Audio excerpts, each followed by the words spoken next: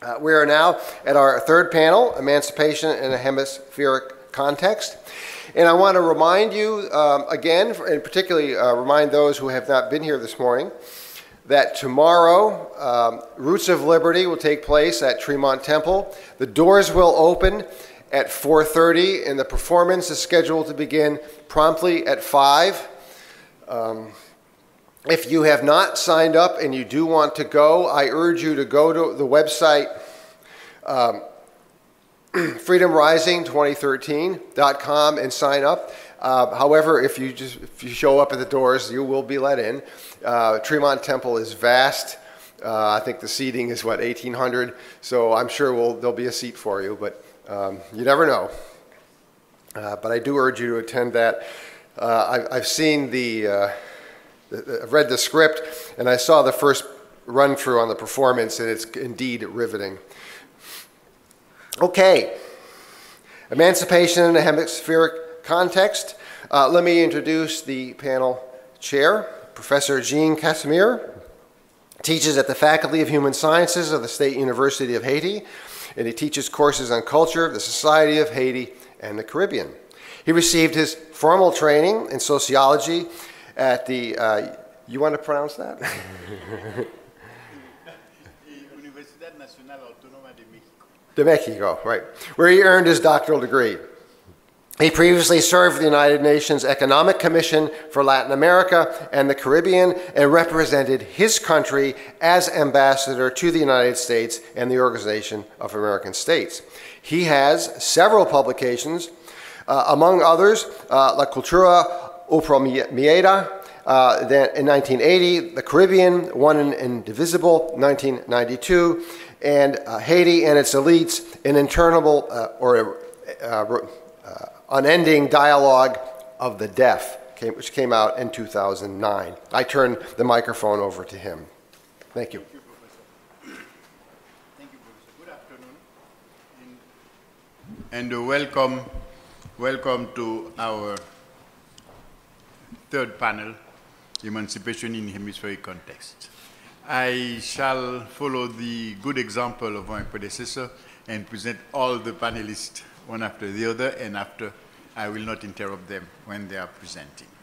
We will start with Professor Seymour Drescher. He is Distinguished University Professor of History and Sociology at the University of Pittsburgh.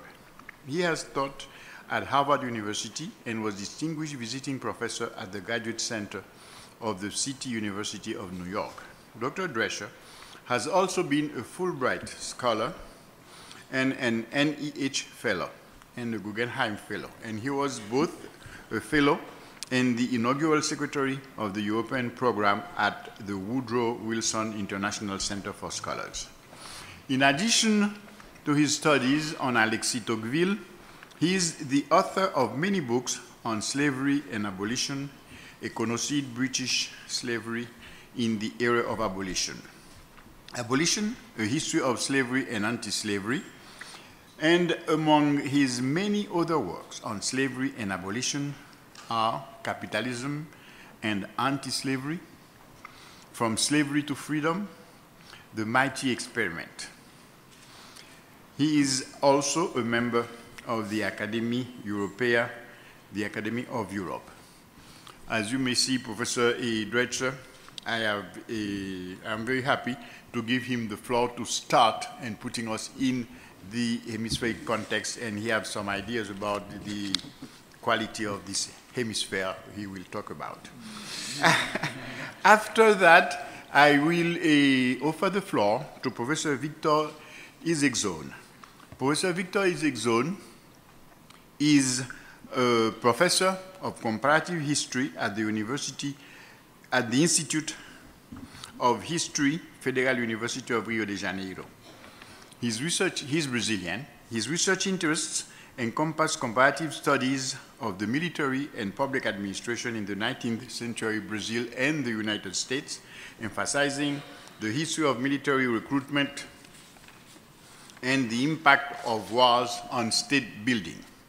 Professor Izecksohn researched recruitment and resistance in wartime, the American Union, and Brazil. the University of Virginia Press contracted his next publication, Two Wars in the Americas. This afternoon, Professor Izecksohn will entertain us on the impact of emancipation in the United States on the political class of Brazil. His presentation is entitled, A Dangerous Influence, Repercussion of American Emancipation on Brazilian Statesmen. After this presentation of Professor Izecksohn, I have the awkward duty to present somebody who is at home. That's very difficult. I've never seen that before. In any event, I will introduce Professor Vincent Brown, imagine. He is a Charles Warren Professor of History and Professor of African and African American Studies and Director of the History Design Studio at Harvard University. His research writing, teaching, and other creative endeavors are focused on the political dimension of cultural practice in the African diaspora, with a particular emphasis on the early modern Atlantic world. His research for the television documentary Herskovits at the Heart of Blackness, as well as his first book, The Reaper's Garden, Death and Power in the Atlantic Slavery, have earned him several awards in their respective genre. Today, he will underline the relations between emancipation and freedom and point out to us the form of unfreedom persisting in our society after slavery ended legally. And therefore, he will also point out to us our path toward self-empowerment. I will ask Professor Dubois to close the presentations. Professor Dubois, Laurent Dubois, is Professor of Women Studies and History, Director of the Center for French and Francophone Studies, and co-director of the Haiti Laboratory at the Franken Humanities Institute, Caribbean Studies, at Duke University. He has recently co-edited with Julius Scott a reader entitled Origins of the Black Atlantic, and with Thomas Bender and Richard Rabinowitz, the catalog of the exhibit Revolution, the Atlantic World Reborn. He is a recipient of numerous prestigious awards, and in the great difficulty that Haiti is presently knowing, Professor Dubois' work is certainly a breath of fresh air. I will play my prestige by telling you that his book, Avengers of the New World, The Story of Haitian Revolution, is certainly one of the best accounts of the Haitian Revolution up to now, in my modest opinion, but I play my prestige. Professor Dubois toppled this masterpiece with another major production entitled The Aftershock of History, which tells the history of Haiti from its founding evolution to the present day. I shall ask Professor Dubois to close the presentation, since he studies the first case of enslaved self-empowerment in the Hemisphere and its subsequent development.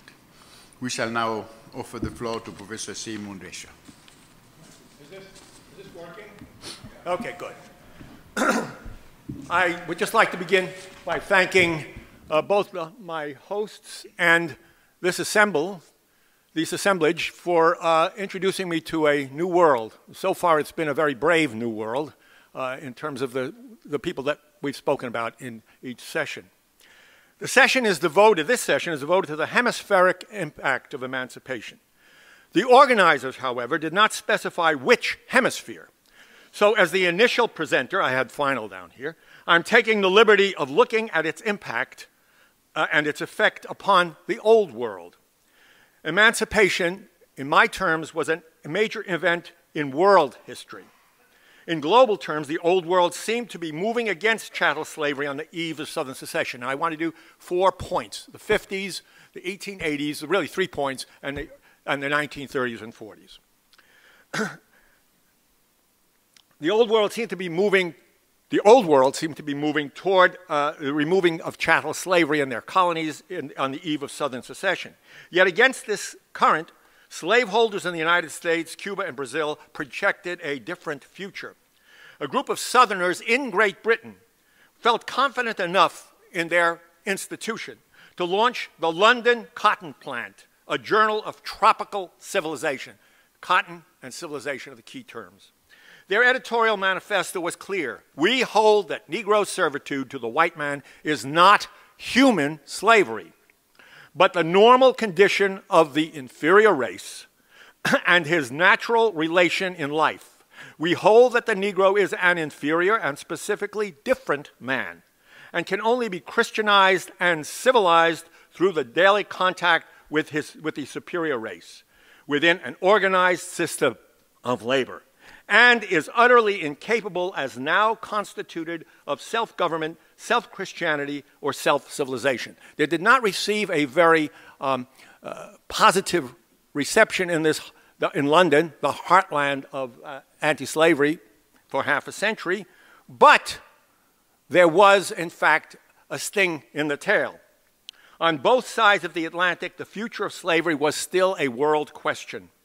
Herman Merivale, political economist and undersecretary of the British colonies, sadly concluded on the eve of the Civil War that nothing would economically stop the spread of New World slavery before it reached the mountains of the West in both North and South America. Shortly before his death, Alexis de Tocqueville wrote sadly to an American friend, "Neither you nor I," he said, "will see the end of slavery." His English friend, the economist Nassau Senior, warned readers in the liberal Edinburgh Review, "I do not venture to hope that we or our sons or grandsons will see American slavery extirpated from the earth." That's the perspective before the Civil War. Now, I'm going to skip through the Civil War and go right to the sequel. In terms of historical impact, American slave emancipation was ultimately, I would maintain, more important for the future of the old world than for the new. In Western Europe, the Northern victory was, as Lincoln had prophesied, treated as a victory for democracy. It immediately became linked to the British working class drive to expand the vote. In France, it stimulated the reemergence of organized French anti-slavery and the liberalization of the empire, and by 1870, France, too, was a republic. Throughout Europe, emancipation accelerated a fundamental change in international law as well. So we look beyond just the political changes. For 2,000 years, the Roman law tradition had upheld slavery's legitimacy as part of the law of nations. In the 1860s and 1870s, however, European jurists began to confidently reject that axiom. The old empires of slavery transformed themselves from empires of slavery to empires of anti-slavery. This entailed two major shifts. The new imperialism pledged itself nationally and internationally to quickly eliminate the slave trade and to institute a slow death for slavery itself. The very definition of civilization became linked to the commitment to hostility to and ending of the slave trade and slavery. In general, however, there was a decoupling. It also meant that anti-slavery could now rationalize the collective subordination of the less civilized. Racism as a hierarchical concept of worth became reinscribed in imperialism. Racial thinking became embedded even within the rhetoric of organized anti-slavery. I can do no better than to quote some of the speakers at the Jubilee of British slave emancipation in 1884 on the eve of the European scramble for Africa. About American slavery, said one speaker, "The American slave power made the greatest effort since the beginning of the Christian era to throw back the progress of civilization. For a time, it seemed as though they would succeed," unquote.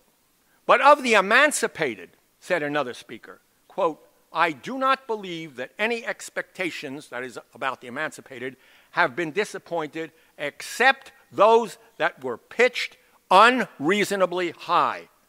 Perhaps now," he continued, "we appreciate more justly the influence of heredity than men did half a century ago. The wonder to my mind," he concluded liberally, "is not that the Negro population should come up short of a European standard of civilization, as no doubt they do, but that they should have done as well for themselves as on the whole they have," unquote. The saddest part of this quote to the Jubilee of the British anti-slavery movement was that it was in the transcript followed by cheers. They were not shocked by this quotation. Racism had insinuated itself into the heart, the categorization, of course they were still against slavery, against cruelty, but the categorization of regarding that civilization as part of a hierarchy which would take long to erase was embedded deeply. Okay, now I'd like to fast forward one more time, half a century after the Jubilee, in order to assess the significance of American slave emancipation to world history. Until the 1930s, the Western world could still imagine itself to be at the center of a civilization in which the worst exceptions to liberty and equality were confined to quote, backward corners of the world. But then into the heart of Europe itself appeared a nation dedicated to the proposition that all humanity was divided into unequal and hostile races, each engaged in a deadly struggle for survival and supremacy. Traveling through Germany in 1936, in the triumphal wake of the Nazi Olympics, W.E.B. Du Bois sent home a bitter warning about what was at stake. He sent it to at least one black newspaper, the Pittsburgh Courier. I suspect it went to others as well. Quote, "An American Negro does not really readily understand," he wrote, "that there has been no tragedy in modern times equal to the fight on Jews in Germany. It is an attack on civilization, comparable only to such horrors as the Spanish Inquisition and the African slave trade. It has set civilization back 100 years," unquote. In fact, the leader of the German nation, included the American Civil War in his own worldview. For Adolf Hitler, the victory of the Union had entailed enormous negative consequences, consequences that flew in the face of what he called all historical logic and sound sense, unquote. Quote, "The beginning of a great new social order based on the principle of slavery and inequality," he said, quote, "were, quote, destroyed in that war, and with them the embryo of a future truly great America," unquote. Had the Confederacy prevailed, he concluded, quote, "a real master race would have, quote, swept away all falsities of liberty and equality." By 1942, Heinrich Himmler, his SS chief, was making this vision come through with a ruthlessness beyond anything that most slaveholders could ever have imagined. As Himmler told his senior officers in 1942, quote, "If we do not fill our camps with slaves in this room," he was speaking to a room full of senior officers, "I mean to say things very firmly and clearly, with worker slaves, who will build our cities, our villages, our farms," unquote.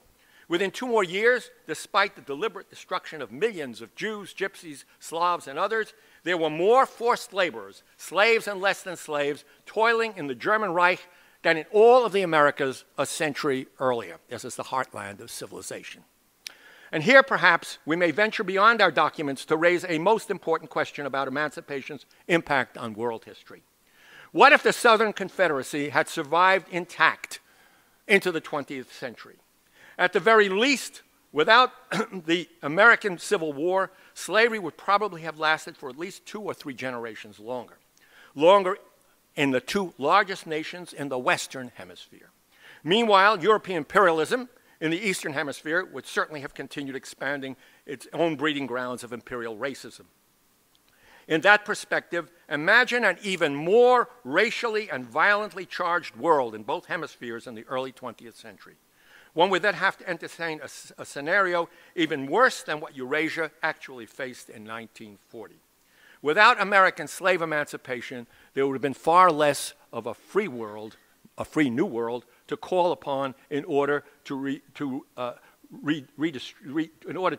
defend the world against the racial enslavement in the old. Thank you.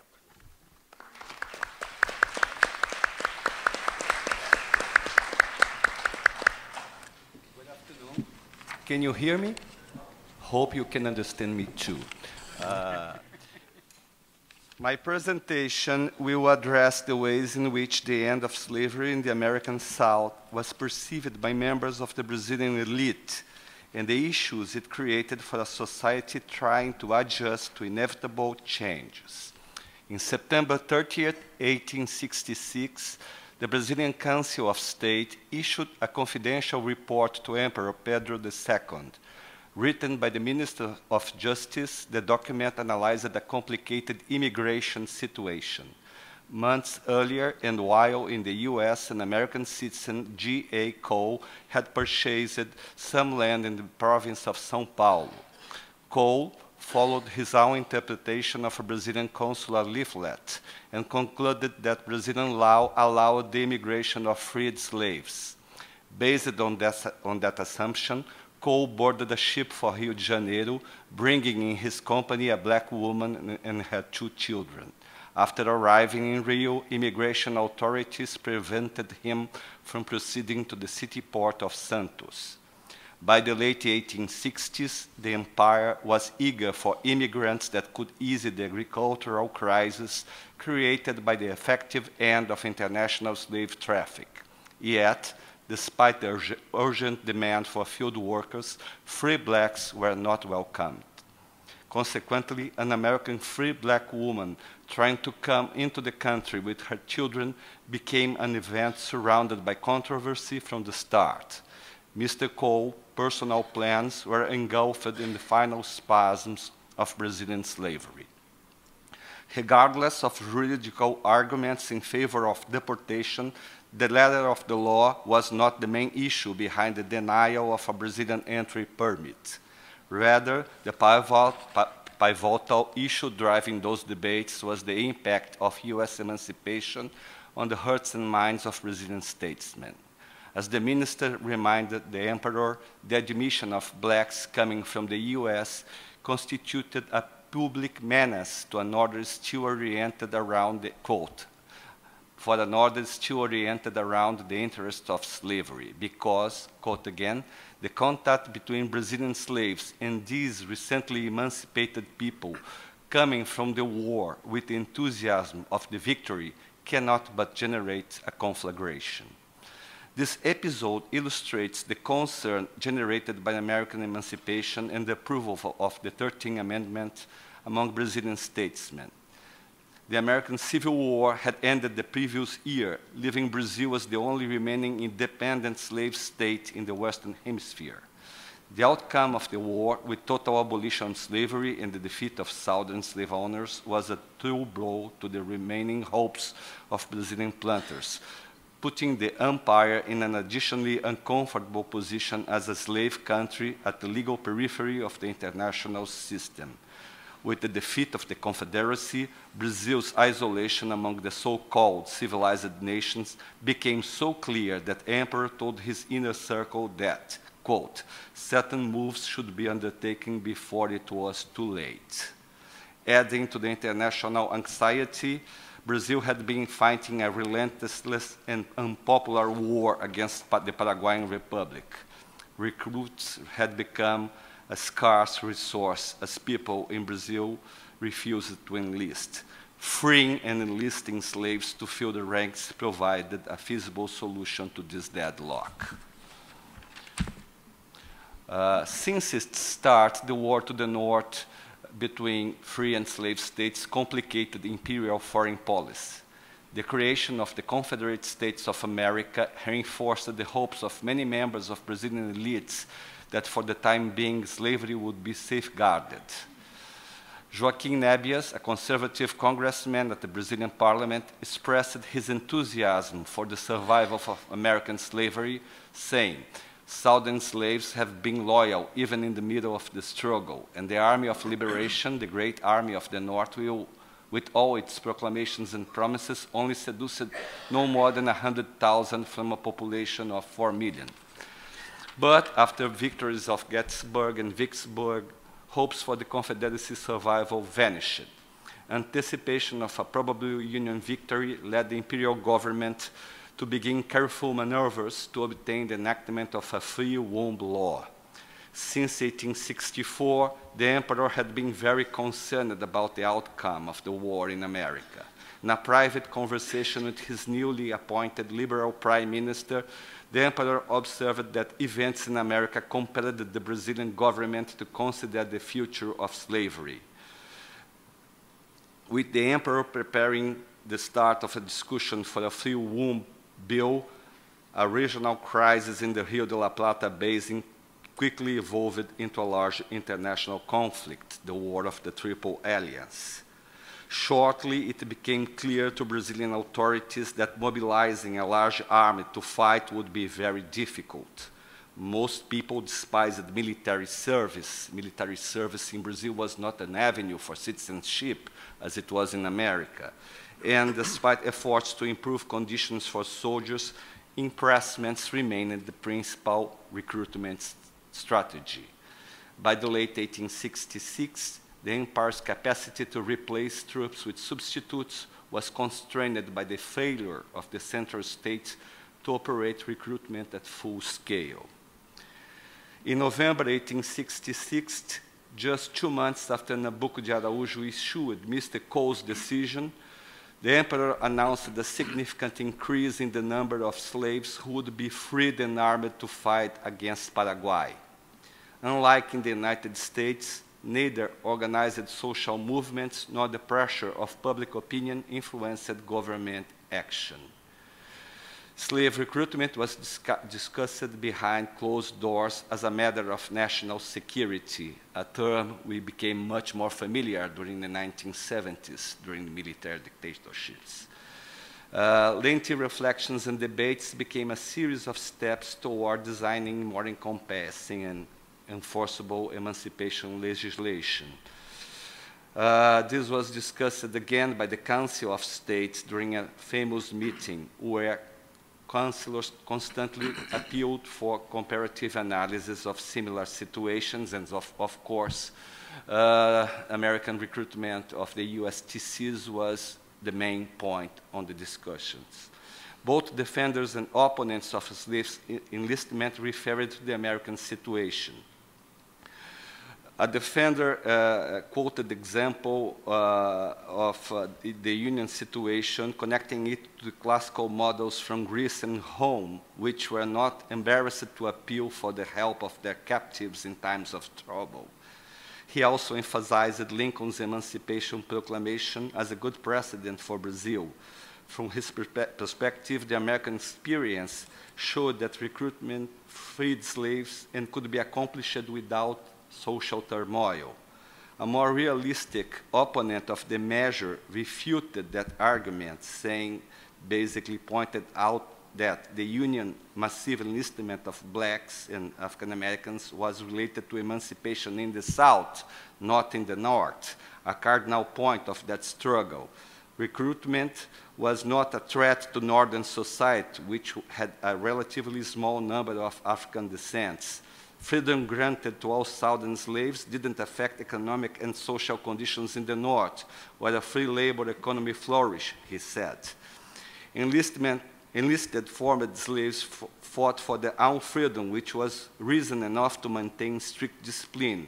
Moreover, emancipation would be eventually universal. Slaves who did not participate in the fight would benefit from the victory. In Brazil, by contrast, freed slaves fought for the slave state. The lack of any prospects for immediate abolition would encourage revolt instead of social cooperation. Slave enlistment became an important element in the debate of the future of slavery. Emancipation in British, French, and Danish colonies and the victory of the Union in the American Civil War made powerful Brazilian groups realize that conditions had decisively turned against slavery. Explicit defense of the institution would be fruitless. Yet, the impact of the American emancipation had profoundly reshaped the imperial attitude towards slavery. During the war, especially after 1867, the emperor started to prepare again a free womb bill, announcing the word that the Brazilian government would take steps to see a close end of slavery. The Viscount of Jequitinhonha's position was typical. This liberal senator ascribed slavery's survival to peculiar circumstances. And Jequitinhonha compared the dilemmas of Brazilian elites to those faced by the American founding fathers, who criticized slavery but postponed ending it until an appropriate moment in the future. By that time, the emperor made a long speech confirming his intentions to free the newborns. This speech increased the rift between the crown and the planters. around the Free Wool Law. Its approval in 1871 crowned the impact of the American Civil War in Brazil by sanctioning state intervention in the rights of planters and slave owners. But it also broke the Conservative Party, opening a long period of decline that eventually led to the overthrow of the Brazilian monarchy. American emancipation signaled the beginning of the end of Brazilian slavery. It created a sense of urgency related to the country's image in the world. That urgency was aggravated by the vulnerabilities exposed by the war against Paraguay. The failure of traditional military recruitment methods threatened the highest imperial authority and forced the enlistment of men of African descent to fill the ranks of the wartime Brazilian army. Although authorities negotiated a slow process of emancipation with slave owners, it was clear to most observers that the institution would not endure. As Mr. Cole and his entourage painfully perceived, American emancipation proved a dangerous influence in the Brazilian setting. Thank you.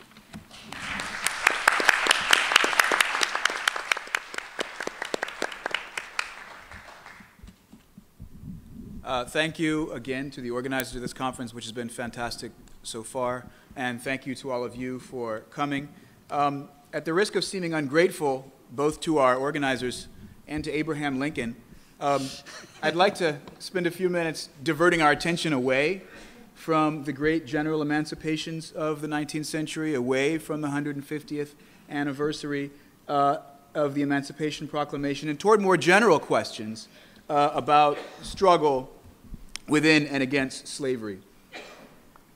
For obvious and legitimate reasons, the problem of emancipation has been nearly synonymous with the problem of freedom, which has in turn been considered a problem of the post-revolutionary era in Atlantic history. The age of emancipations marked a major transformation in world history when, as Robin Blackburn has recently claimed, a new notion of human freedom and human unity was proclaimed and sometimes precariously embodied. And so the 19th century, when the process of emancipation convulsed states from Haiti to Brazil, has come to be seen as a discrete epoch in which freedom was thrown into sharp relief as an animating force of historical development. But I think that the close association between emancipation and freedom has actually restricted the conversation about endings and possible endings of slavery to the 19th century in a way similar to how the emergence of post-colonial states after World War II made nationalism in the nation-state seem the only object of anti-colonial struggle, a teleology questioned in Frederick Cooper's treatment of decolonization in Francophone and Anglophone Africa. Certainly, the 19th century emancipations represented a world historical transformation, there's no doubt. But in explaining the period as a discrete phase of world history, we may have focused our attention too tightly on the age of emancipation as an epoch. And the danger here, as Cooper has warned, is that we may be tempted to assume a coherence that complex interactions rarely produce. Instead of assessing change in whatever dimensions it occurs and analyzing the significance and limitations of conjunctures when multidimensional change becomes possible. Freedom, then, as the master sign of emancipation, binds the ultimate aims and strategies of centuries of anti-slavery struggle to the 19th century when those efforts reached their apotheosis. As Eric Foner illustrated some time ago, freedom has meant several different things in U.S. history and has motivated dramatically different kinds of political projects. That is to say, there are histories of freedom that are particular to the United States, which should give us pause when employing the term as an analytical category applicable to the history of slavery throughout the world. But rather than getting into a definitional discussion of the various meanings of freedom in places other than the U.S., I'd like us to focus more broadly on anti-slavery struggle, or struggles against enslavement, and urge closer examination of the content of such struggles. And if recent scholarship is correct to point out and emphasize the forms of unfreedom that persisted after slavery's legal end, if slavery without the name is in some ways continuous, we should also look to a longer and more continuous history of struggles over power that do not take freedom as their name. Throughout the Atlantic world, the legal end of slavery was by no means the end of its story. The hopeful years immediately following emancipation were followed in many cases by the reassertion of merchant and planter dominance. The social antagonisms established in slavery governed the tensions that shaped very tenuous liberties. While newly freed workers might claim houses and grounds for peasant farming or move to urban areas to compete for jobs, the master's offspring continued to use the power of property against them. The legacies of slavery persisted through the 19th and 20th century's reign of white supremacy and into our present age of incarceration. So what came after emancipation was the memory of what had gone before. The struggles over the days of slavery have come to signify just one battle in what is perhaps an eternal conflict between the weak and the powerful. At the risk of losing historical specificity, to put things this way is to open the temporal frame to consider struggles before the 19th century where we might find new metaphorical resources for contending with the struggles of our own times. And I expect that these may have less to do with freedom than with justice. We could begin by following Stephen Hahn's suggestion that we overcome the customary refusal to regard slaves as genuine political people and investigate the politics of slavery more carefully with special attention to the politics of the enslaved. What did justice mean to slaves in societies where violent hierarchy was taken for granted? We can look again at slave insurrection, not merely as resistance against the power of slaveholders, but as struggles for a host of historically specific aims that we have yet to determine with clarity. Looking beyond the United States and before the 19th century, the study of slavery suggests a politics of survival that went well beyond resistance against enslavement and certainly well beyond struggle for freedom in the 19th century sense. Scholars in this field of early American and early Atlantic slavery explore a capacious definition of the political, encompassing efforts at self-definition, strategies for maneuvering socially by employing cultural practices of whatever derivation, as well as elemental struggles to maintain bodily and cognitive integrity. Inspired by such scholarship, I've been wondering how I can characterize one of the principal leaders of the 1760-61 Jamaican slave revolt, the largest slave insurrection in the 18th century British Empire, excepting perhaps slaves' participation in the American Revolution, if you count such as a slave revolt. Wager, also known by his African name Apongo, was a leader of the revolt. But before taking his own part in the great Jamaican insurrection, Apongo had been a man of importance in West Africa during a period of imperial expansion and intensive warfare. And I like to think about Apongo's story as a way of thinking about other ways of thinking about the politics of anti-enslavement. Apongo had once been the notable guest of John Cope, the British governor of Cape Coast Castle, which was the UK's principal fort on the Gold Coast. Captured and sold for a slave in the 1740s, Apongo became the property of Captain Arthur Forrest of the HMS Wager, a British Royal Navy warship for which he was renamed. Wager came in chains to Forrest Plantation in Westmoreland Parish, Jamaica, where he again encountered John Cope, who had retired to his own Jamaican plantation. And occasionally, Cope would entertain his acquaintance from the Old World, treating the slave as a man of honor and insinuating that Apongo would one day be redeemed and sent home. Whatever understanding there was between the two men did not outlast John Cope's death in 1756, and sometime over the next several years, Wager began plotting, organizing, and awaiting an opportune moment to launch a war against the whites.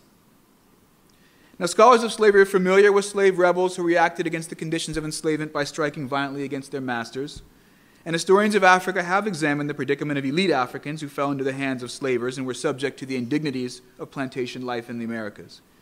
However, we have yet to give sustained attention to the complex patterns of alliance and antagonism over time and across vast distances that define relationships like that between Apongo, Arthur Forrest, and John Cope.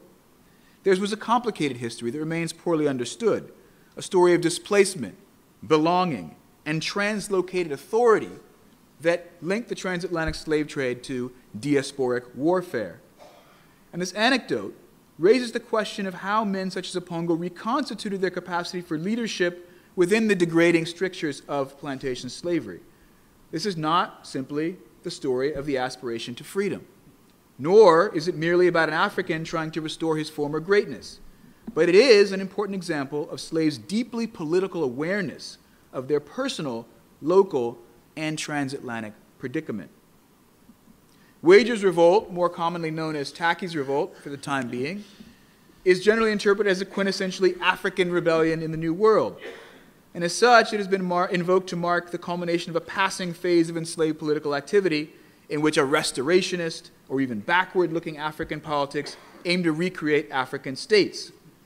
So accordingly, the 1760 revolt was seen to be the last of its kind in Jamaica and marked the beginning of a transition from rebellions aimed at restoring an African past to the movements to establish a revolutionary future. There's some truth to this. The Age of Revolution did certainly change the aims and prospects of slave rebels. And yet this perspective fails to account for, or even really ask about, how a man like Wager calibrated his political view of the world.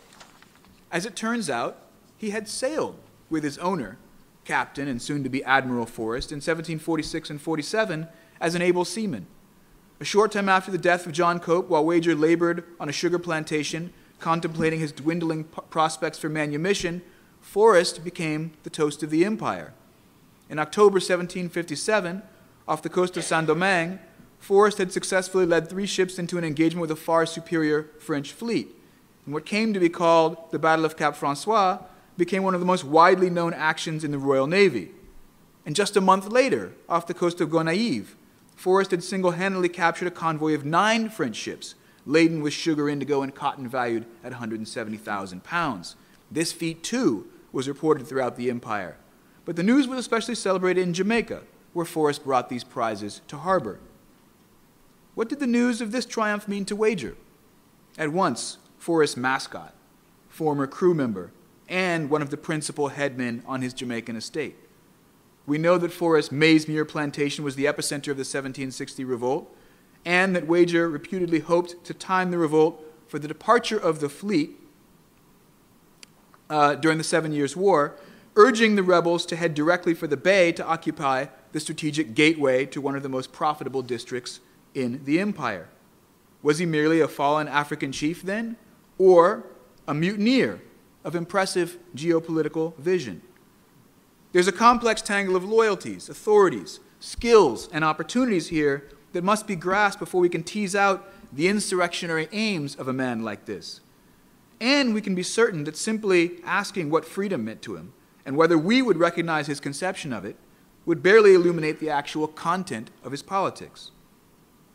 The Jamaican Revolt of 1760 and its aftershocks throughout the rest of the decade were not transformative in the way of the Haitian Revolution. They happened at the wrong conjuncture. But these insurrections did provoke Parliament to consider ameliorating the conditions of slavery in the West Indies in the last decades of the 18th century, a process which began to chip away at the prerogatives of the plantocracy and initiated a cascading series of metropolitan interventions in the administration of colonial slavery, which led eventually and indirectly to the abolition of the slave trade and the emancipation of the enslaved in 1838. Yet we should recognize that the links between Wager's revolt and this longer account of emancipation, we can recognize them without seeing the 1760s merely as the prehistory of the 19th century emancipations. For it is only by understanding how slaves contended with their unique predicaments that we may draw a better sense of the open-endedness of slaves' politics. So I think Robin Blackburn is wise to note the broad legacy of anti-slavery struggles remains itself a resource in combating new oppressions and destructions. Anti-slavery struggles that did not have general emancipation as their goal may teach us much about how present-day struggles for jobs and justice that, even when they do not call for an end to capitalism, may have revolutionary outcomes if they occur when the time is right. In this way, we can easily see the 19th century as continuous with its past, and emancipation as one episode in a long history of struggle that continues to this day, even when the rhetoric of freedom serves the interests of the master. Thanks.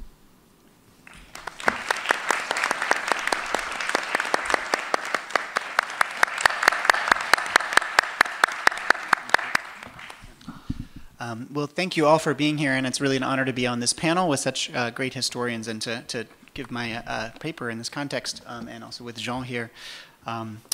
I'm going to begin with a funeral that took place in Port-au-Prince, Haiti in 1859. An elaborate official funeral was held in the Cathedral of Port-au-Prince, presided over by Haitian President Fabre Geffrard. The Catholic priest of Port-au-Prince, a Senegalese-born, French-educated man named Abbé Moussa, officiated a high mass. In the nave of the church was a coffin, draped in black, lit up by candles, decorated by a pen, sword, and Bible, an inscription that named the deceased a martyr for the cause of the blacks. After a rousing eulogy, the coffin was carried to a cross at the edge of the town by a large procession that gathered many of the town's prominent citizens who wore black armbands. But it was never buried, for it was empty. The funeral was for abolitionist John Brown, who had been hung days earlier in Virginia. It was probably fitting that John's largest funeral was actually held in Haiti, and that the president welcomed him posthumously, effectively as a kind of honorary Haitian citizen. John Brown had never visited Haiti, but the country's history had long visited him. He knew the tale of its anti-slavery revolution by heart and enjoyed recounting it. According to one English journalist, it was the example of 1791 that convinced him that with the right trigger, slaves would rise up in the southern states. According to Matthew Clavin, when he chose the valley town of Harper Ferries, he sought to imitate his Haitian forebears' specific military tactics, for he knew they had won against the French by attacking towns and then retreating into the mountains. Brown, of course, was only one of many abolitionists who admired Haiti. Frederick Douglass famously wrote that the country was literally part of his being, and that of African Americans everywhere. Haiti was, quote, the theater of so many stirring events and heroic achievements, the work of a people, bone of our bone and flesh of our flesh.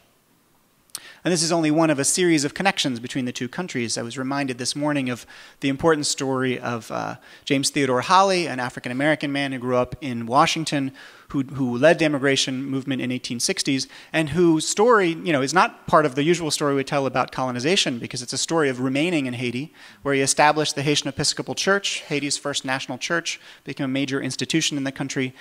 His descendants, many of his sons, returned to the U.S. and studied, but then returned to Haiti as professionals, and the Holly family is still a significant family within Haiti. One of his sons actually wrote an important early study of Haitian Voodoo, for instance, in 1912.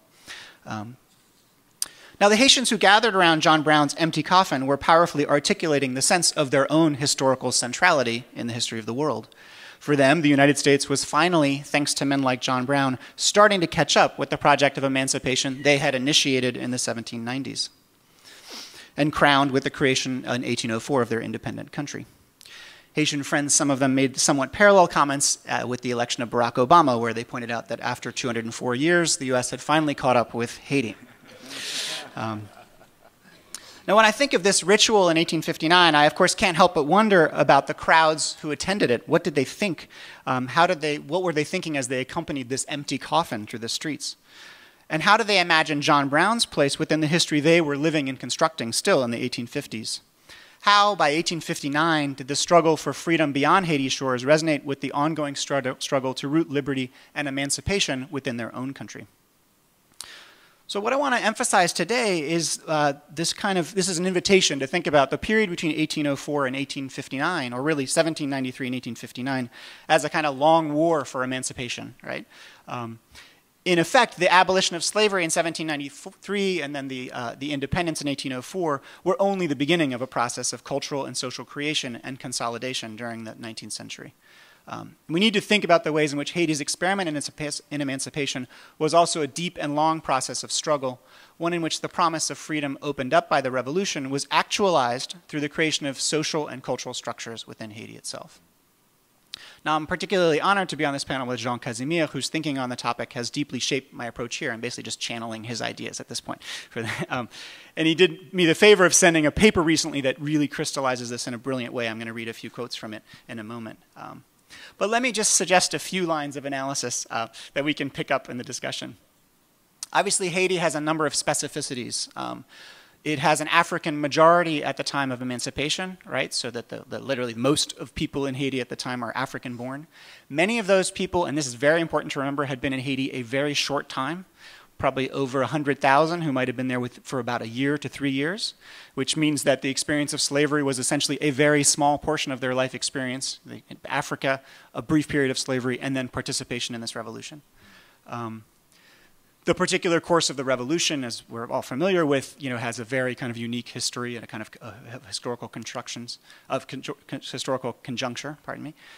But also, of course, the Haitian Revolution creates the foundation for an enduring struggle within Haiti over different visions of freedom, right? A kind of constant conflict between a vision of the maintenance of the plantation as the only successful economic path for Haiti versus a very different idea of what emancipation should mean. Now, Jean Casimir has defined, and in his work, what is created in Haiti as a counter-plantation system, what kind of the ex-slaves create as a counter-plantation system, a system that is not only about destroying the plantation, but also about making sure that it never returns, right? And there's a kind of sense in which the threat of the return of the plantation, which is not an idle threat, it's one that the Haitian oligarchy continues to try to proceed. It's one, of course, that the United States, in its occupation in 1915, tries to put into place. So the fear of a return of the plantation and is still today, in a sense, a real one within the Haitian context. Now, this process of creating a counter-plantation system is, of course, above all, in some ways, a process of emancipation. I'm just going to read a few lines from Jean Casimir's paper, where he describes the way in which, in the plantation itself, there began a process of reinvention. He writes about the enslaved on the plantations. They reorganized their universe, right, in the face of this system, invented an unprecedented one, including and outdistancing the African environment where they came from, as well as the mean-spirited landscape in which the master wanted to enclose them.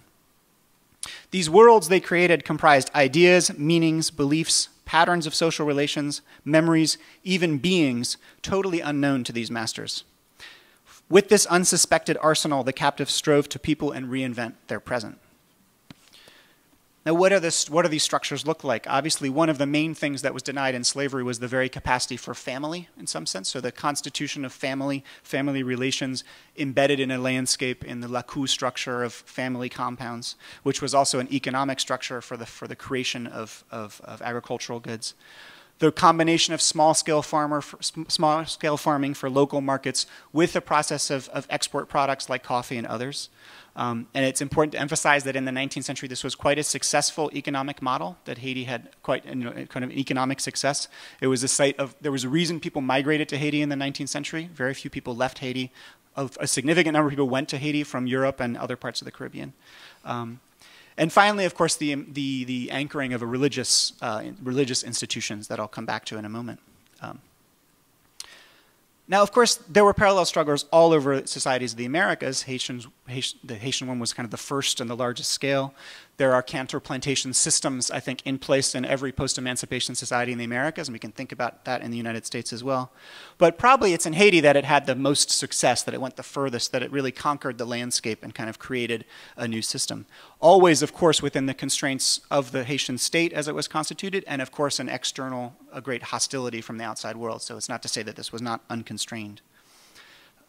Now, as we increasingly turn to the 19th century to study it, we run up against a problem that's, in a way, perhaps ironically, even greater than the problem we have studying the Haitian Revolution when it comes to archives. The question of, like, what's the archive of the counter-plantation system in Haiti? The Haitian Revolution has these extensive archives of repression, right? The attempt to repress the revolt itself, to confront it, generates archives. And the Haitian Revolution is relatively unique in the sense that it provides all kinds of documents in which the insurgents quite clearly voice their demands and their expression, right? Toussaint Louverture, Dessalines, and many others. In contrast, what happens in the early 19th century Haiti is very poorly documented. There's also, of course, an attempt to stop it on the part of the laws of the Haitian state. What we've been doing as historians increasingly is to look, of course, to alternative archives, to different kinds of archives. And most recently, a number of us has been turning to one of the greatest archives in Haiti, which is the archive of Voodoo song. So the songs of Haitian Voodoo, there's thousands and thousands of them. It's a massive corpus, probably the greatest literary corpus in Haitian Creole. It's increasingly, there's been publications of these songs, and there's ways of going, both historically and in the present to come back to them. What's interesting when we turn to these songs, and I'll show you one in just a minute so you'll get a sense, is that what we can't do in turning to these songs is find kind of information or bits of detail that fit into our pre-existing narrative of history. Instead, we find a different vision of history in some ways, or an articulation of what the history of Haiti has actually been. These songs frequently make reference to specific historical events and historical figures, but they also articulate a vision of what it has meant to be Haitian, right, and what it has meant for Haiti to constitute itself. They tend to recast notions of chronology, They combine temporalities, moving from Africa to the slave trade to the present and to the future. The songs often meld kind of present and future and past orientations. And they force us, I think, to think about what the real history of emancipation looks like from different perspectives and different angles. Now, of course, this is partly the reason these songs are produced in a religious context, and many of them are about the history of the religion itself and kind of articulating that history. The songs are also, interestingly, though, remarkably diverse, evocative, and unstable in their references. So you can find songs that evoke Dessalines, for instance, in a very positive way, and other songs that recall very negative things about Dessalines' role, for instance, when he was with the French during the Haitian Revolution, very specific things about him. So this by no means is a kind of unified or homogeneous historical memory.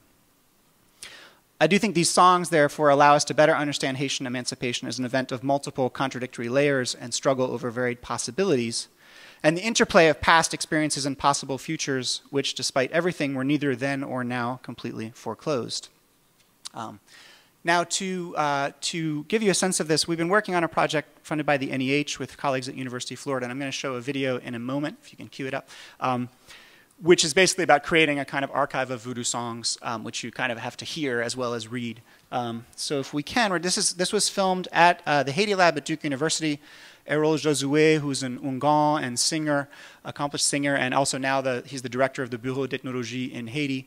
And this is one song that he sang for us that you'll see there's subtitles. It's in Creole, but there's subtitles, so you can kind of see. What I want to emphasize, and I won't talk after the song, you can just kind of absorb it, is that what you'll see here is that this is a story about, that starts from Africa, talks about kind of the essential forces, the spiritual forces within the Haitian population, evokes certain historical events like Macondal's execution and so forth, but in this kind of larger context. With that, I'll show the video. Depuis m'sorti lan Guinée, moun y a son de moi, c'est moi-même Osino. Depuis m'sorti lan Guinée, moun y a son de moi, c'est moi-même au gros chaud. M'sorti en bateau, moi volé dans la zère. Kouyo kwa yo prend moi, m'tourner la fumée oh, je connais ça me servi, la terre va trembler. Je connais non vent et moi, l'oreille va gronder, c'est moi-même au racino. Depuis m'sorti en Guinée, on y a personne de moi, c'est moi-même au racino. M'sorti en bas de l'eau, moi volé dans les airs. Kouyo kwa yo prend moi, m'tourner la fumée oh, je connais non vent, la terre va trembler. Je connais ça me servi, l'oreille va gronder, c'est moi-même au racino. Dis c'est moi-même au gros chaud. Voilà. Okay, thank you very much.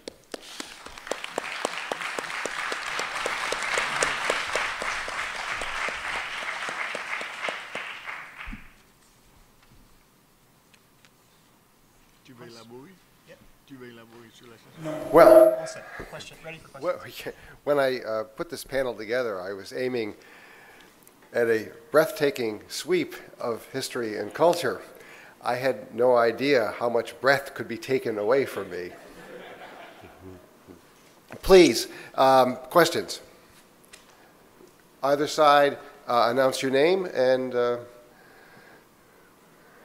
ahead. Sure, no, the microphones are on both sides of the room. Laurent, my question is about the lyric where the singer was referring to the flying away. I'm looking at Zora Hurston's work in Haiti, and the common refrain that she talks about is the ability to fly away.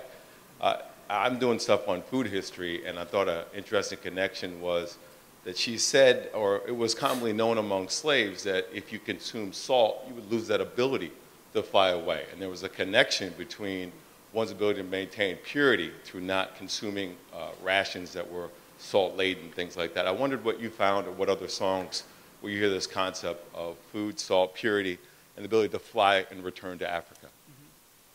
Yeah, and it's powerful partly because he talks about, you know, coming from under the water and then flying away. And of course, like the space under the waters of the Atlantic is both in Haitian Voodoo the space where the Loa reside, but of course it's also a recalling of the Middle Passage of the dead under the water. So that relationship between kind of the depths of, you know, the depths of suffering but the ability to soar is, I think, what this whole song is about in a certain way. Certainly the food and consumption comes up again and again. I mean, there's a song that's very important in Haitian Voodoo that's called 3 Leaves, which it's not necessarily, it's about healing leaves, but it's about the kind of, you know, the ability to keep the leaves as a kind of source of memory. And there's a lot of that evocation when you read into Voodoo songs of what's consumed and so forth. And of course, it's so vital in relationship to what I'm talking about this kind of self-reliant culture, since obviously within slavery itself, but then afterwards, the fact of growing one's own food and the kind of the garden space itself, which is both, of course, of source of economic, and subsistence, but also a source of pharmacology, of medicine, and of things that are used in spiritual context. So these things really kind of connect, and of course, the knowledge of what to do with those things as a kind of transmitted knowledge, also important. So I do think that link between, you know, food production and the spiritual realm is very rich and as well. I mean, of course, here it's a kind of sideways evocation of the famous story of Macandal, who is said to have, you know, turned into an insect at the time when he was being burned and kind of flown away, quite literally. Here it's turning to smoke, which is a kind of slightly different way. But this sort of sense that, you know, and Jean writes about this too, that, you know, that's something that could never be captured on the plantation. There was something that could never be totally contained, right? And of course, the space of religion as a space of soaring away and escaping and thinking about a different future. What's powerful in Haiti is that different future was imagined in the midst of the plantation, but then it really put into effect, right? It was kind of constructed forcefully in the context. So I hope that answers the question a little. Next question. Please identify yourself and go ahead. Yes, Desiree Taylor. I have a question kind of related to this flying away or mythology that the slaves had. And I just wonder if anybody here has heard of this. I heard a story that the term zombie had come from the idea that when, I think it might have been Haiti, when somebody went to, or a group of people went to go take over Haiti maybe, or some other island, that the dead literally arose, like they just couldn't kill the Haitians or wherever these island people were from. And I wondered if you had heard that story and if that's some connection to the term zombie, because I heard it in connection with that word. So I just want to see if anybody has actually found any reference to that historically. Mm-hmm. I mean, I'll just quickly answer that. Definitely. I mean, the zombification is part of Haitian culture, but it's directly linked to the memory of slavery. I mean, the zombie is a slave, basically. And the sort of discussion around zombification in Haiti is mostly a symbolic terrain in which you refer to the fear of a kind of slavery, right? A zombie is the ultimate slave. They have no ability to. Now, specifically with the relationship between the U.S. culture of the zombie, right? Like our idea of the zombie comes from the U.S. occupation. And it's actually a quite interesting story because during the U.S. occupation, a company called Hasco was founded that was attempting to reconstruct kind of the sugar plantation, basically. And at the time, local farmers, some of whom had lost their lands, began to refer to the Haitian employees who worked there basically as zombies, right? Which is pretty clear, rather than being farmers, like independent farmers, these are zombies. And that's something that William Seabrook, who was a writer, who was at the time picked up on, heard about, wrote about. It was then picked up by a kind of Broadway play and then became the first American zombie movie, The White Zombie, in which you see zombies crushing sugarcane. And that's what the zombies are for in that initial movie. And so that metaphor, of course, then became part of, I would say, the thing that happened in the United States is that we occupied Haiti for 20 years, 1915 to 1934. We barely remember that as a society, but we have inherited a whole set of unconscious visions of Haiti, including this kind of image of the zombie that's unsituated.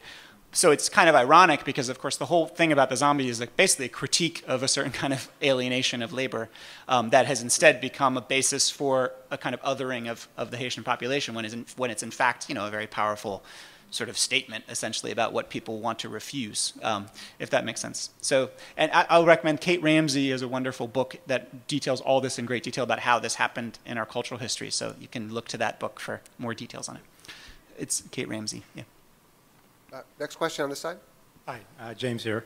I just have a general question about the Voodoo Song Archive. What methods did you use to collect it? Who are the source of these songs? What regions in Haiti might be represented in this archive? Just general question about the method of collection. Yeah, and it's very just at the beginning of this project, and Ben Hebblethwaite is leading at University of Florida, and it's through the Digital Library of the Caribbean. So obviously there's a huge number. One thing we've done is tried to just put together older collections. So for instance, there's a 1950s collection of songs. Max Beauvoir has published an entire volume, he's an Ungan, of songs that we're going to try to translate. So there are, there's works before in the past. There's a concern because, one can obviously look only to larger ceremonies. We need to think about sort of smaller family ceremonies and so forth. So we're working with a number of different people in Haiti and the United States and trying to figure out the broadest spectrum possible. We have so far put together things that are basically visits to some of the big lacous, La Coup Souvenance and Sucre, some of the major institutions, which is an important part of it as well. But certainly there's a lot of questioning we have to go through about, and there's no point. The idea is not at all to say this is the whole thing, because it's really very vast and constantly shifting. But we're going to try to be as diverse as we can in terms of documenting it. I myself actually like this format where we sort of work with an Ungan just to sing it, but it's also obviously possible to film within ceremonial contexts. And anyway, we can discuss this more, but the idea is to be quite open-ended about how this might work and multiply, really just to multiply the points of access people have to this extremely rich, corpus, which is also a very beautiful, it's poetry on many levels, and it's just worth engaging with. So, thanks. On this side. Hello, I'm Mimi Jones. I'm just wondering if you are familiar with a folk group. It's been a while since I've been to Haiti. But there's a group called Casimir. Are you familiar with the? I'm sorry, what's the name? It's called Casimir, and I have a recording of theirs, but it's kind of old. It's about 15, 20 years old, and they sing similar songs. And I recall learning some of them. One goes something like Feu yo sauve la vie moi na misère moi yo piti moi la me koui kai gangan. Are you familiar with those? Yeah. You're not familiar with this group? Oh, yes, indeed. No, yeah. Or do they still exist, is what I want to know. Are they still recording? They are older than me. I'm sorry? It's been about 15 years or so since I've been here.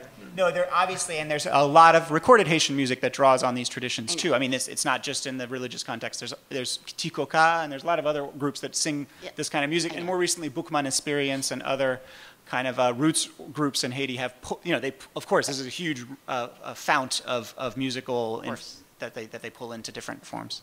So thank you. Thank you for singing too. Okay, on this side. Hello, my name's Mary Alice Montoya, Boston National Historical Park. I find it amazing and exciting that you're looking at songs to detail history.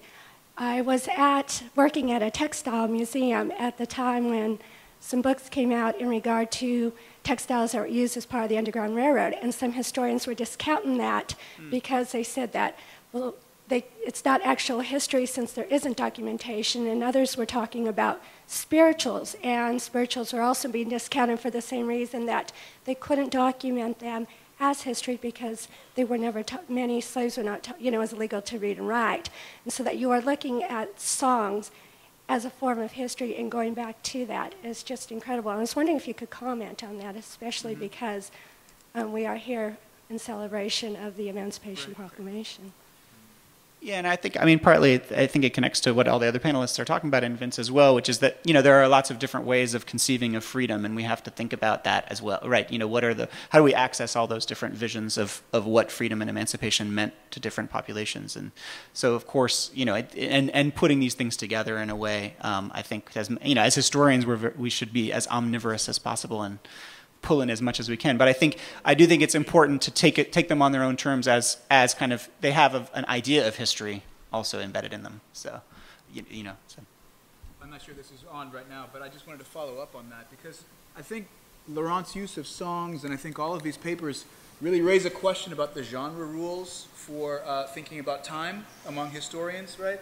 That we often don't acknowledge this, but we're limited by our employment of the timeline. The idea that things have to be plotted very precisely in time, moving forward, never backward, never imminent, and also plotted in space, right, as if on a grid with latitudes and longitudes. And it's worth thinking about whether or not history, professional history, can work with recast temporalities, recast chronologies, or whether or not that then becomes revelation, right? Because Laurent is talking about how these songs emerge in religious contexts in which the aim is not to plot things on a timeline, right, or to plot things in space, but to reveal, right, the nature of the universe. And that's a different conception of time, and it's worthwhile for historians to think about, you know, what our genre limitations are and how far we can expand them. On this side. Yes, I'd like, anybody can comment on this, and I just want to make a comment because as I've been listening to Emancipation Proclamation and Freedom Rising, I have been just sitting here and looking at those definitions, emancipation meaning free, proclamation, you're proclaiming something, and in this instance with Emancipation Proclamation being something that was written, I said, you know, we're still in a day and time where the more things are, the more they remain the same. There are some things that are just still the same. And the more I look at that word, emancipation, proclamation, there's still an emancipation regardless of what was written on paper that needs to be done to this very day. For people who are in other nations, for people who are here in America, for people who rose up the 1% against the 99% that just happened not too long ago. And my comment, my question is, and anybody can answer this, is though there is a freedom that was rising during that time, we still have some freedoms that still need to rise in this day. So what do you see as, not just as a people of ethnicity, but as a human race? Because there's slavery on both sides. There's slavery of those who enslave, and there's slavery of those who are the receiver of the slavery. So what do you see us moving forward as each year we go by and we want to celebrate? How much or how far do you see that we've actually come? Because the more things are, the more things remain the same. There is still an emancipation and a proclaiming to this very day that needs to be done for all races, and now more so in America. Slavery still exists. It exists even more for our children who are being enslaved and taken in by being slaves to those who come and they want to have children as their workers, or they want to have older people as their workers, and they may be illegal and they may be not. So if you can make a comment on where do you see us going from here, and how much of this celebration are we celebrating really, understanding that yes, there are people who died and fought for freedom, but freedom is still something that we are fighting for till this very day.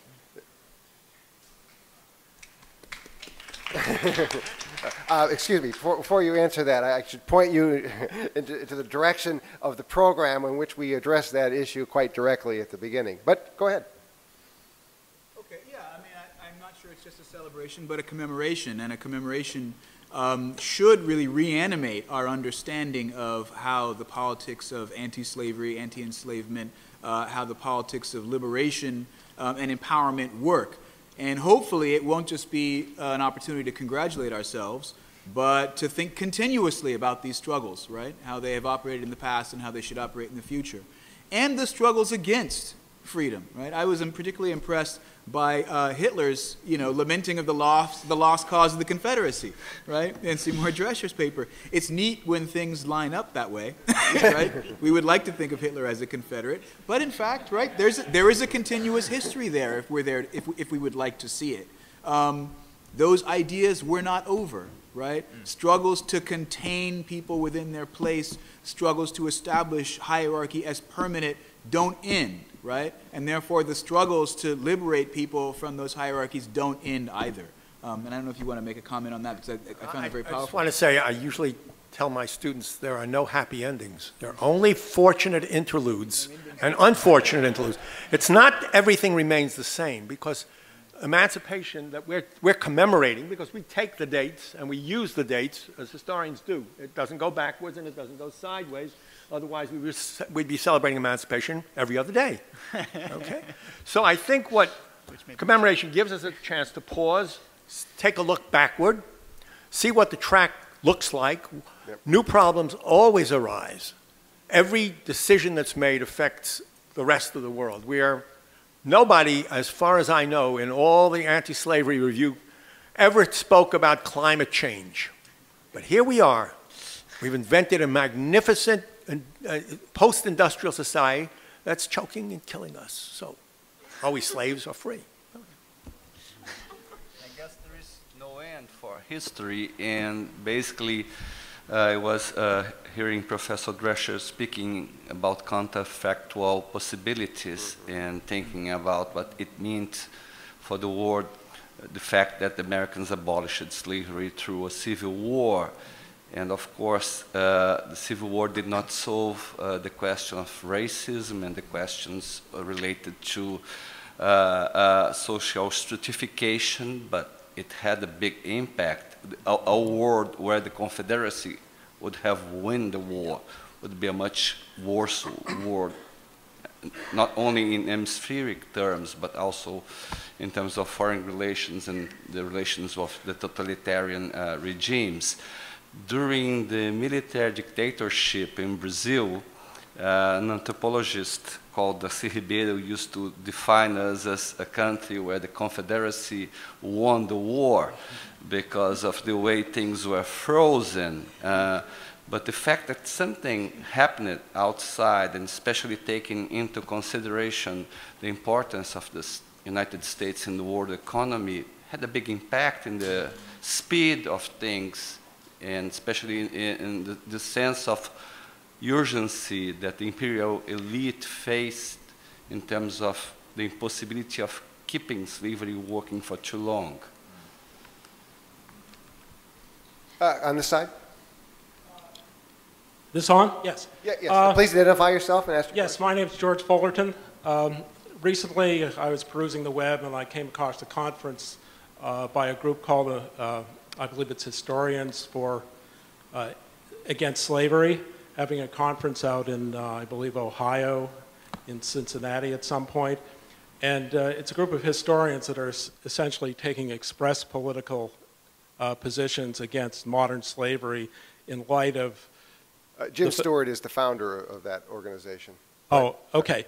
Well, I would just like to hear some comments about historians here taking express political positions against current laws, modern laws that tend to go against freedom and pro-slavery.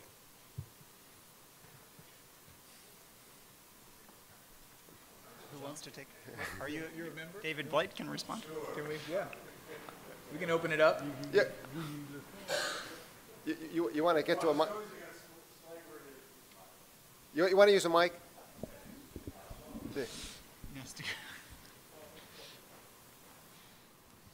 Yeah, well, Historians Against Slavery is an organization of traditional historians primarily trying to use the history of slavery and abolition to inform the current debate over human trafficking and modern forms of slavery, for better or worse and with mixed results, and like most movements with mixed results. We did a major conference last fall, some of you know this, at Yale, where we tried to bring together the leaders of lots of major NGOs that work on the human trafficking issue, and with Seymour was one of our speakers, and with lots of real historians, and tried to develop this dialogue, which isn't easy, frankly. NGOs work on current day problems. Historians don't always. And one quick anecdote, I was in an all-afternoon private gathering with several of these NGO leaders just as they arrived for our conference. And within a couple of hours, they began to debate strategy And it was like watching the schism of 1840 in the American abolition movement. They're fighting over tactics and strategies, and and I suddenly said to them, "You're just repeating what happened 170 years ago." And they said, "Really?"